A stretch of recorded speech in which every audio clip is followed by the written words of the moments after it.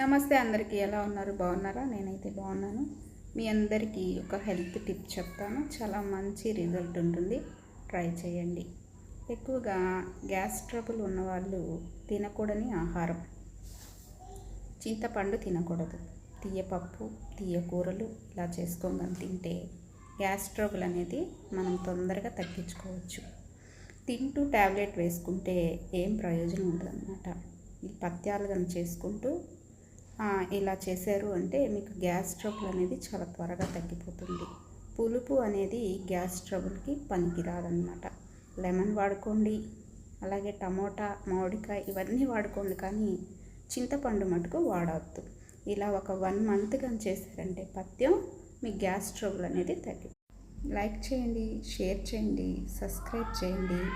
మరికొంతమందికి హెల్త్ బాగాలేని వాళ్ళకి మనం హెల్ప్ చేసిన వాళ్ళం అవుతాం. Okay, thank you.